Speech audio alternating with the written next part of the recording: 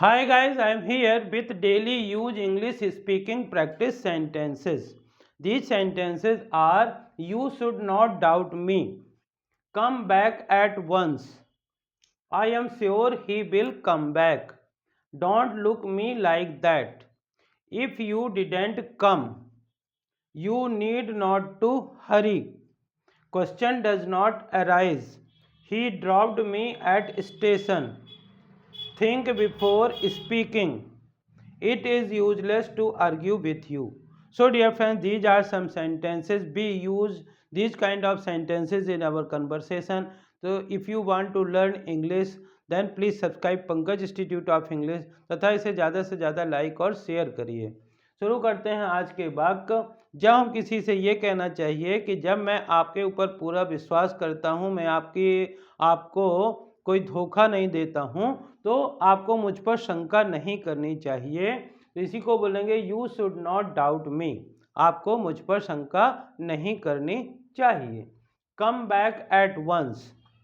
जब हम किसी व्यक्ति को कहीं से तुरंत वापस बुलाना चाहते हैं तो इस प्रकार से कहते हैं कम बैक एट वंस, तुरंत वापस आओ।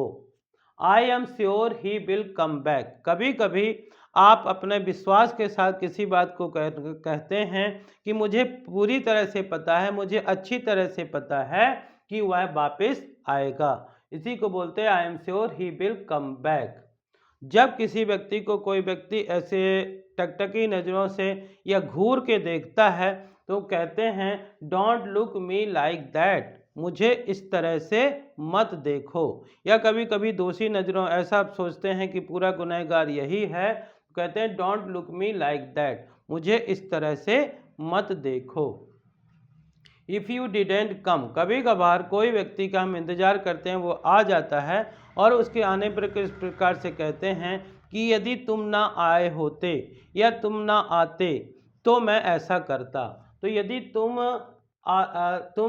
ना आते, यदि तुम ना आते तो, इफ़ यू डिडेंट कम, यदि तुम ना आए होते या तुम ना आते तो।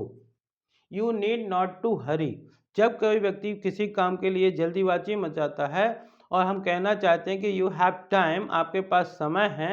यू नीड नॉट टू हरी, आपको जल्दी करने की ज़रूरत नहीं है। Question does not arise.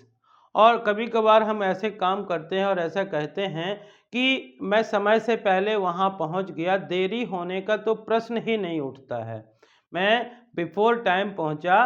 Question does not arise, इसी को कहते हैं कि प्रश्न ही नहीं उठता है। Question does not arised.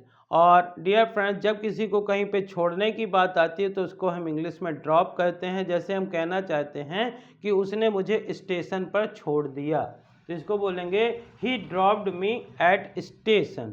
He dropped me at station. और डियर फ्रेंड्स, कहते हैं कि हमको बिना सोचे समझे कोई बात नहीं करनी चाहिए, इसीलिए कहते हैं think before speaking.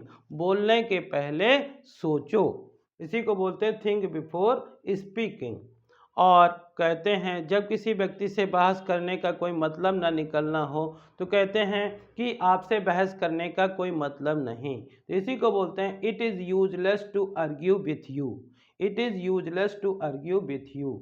So dear friends, these are some English sentences. You can see this, there is Hindi। और इसी प्रकार के सेंटेंसेस का यूज हम अपने कन्वर्सेशन में कर सकते हैं। तो यदि इन सेंटेंसेस को आप बार बार पढ़ते हैं, सुनते हैं या लिखते हैं तो आप भी इस प्रकार के सेंटेंसेस का यूज आसानी से कर सकते हैं। इसी प्रकार के सेंटेंसेस के लिए please like share and subscribe Pankaj institute of English. Thank you for watching.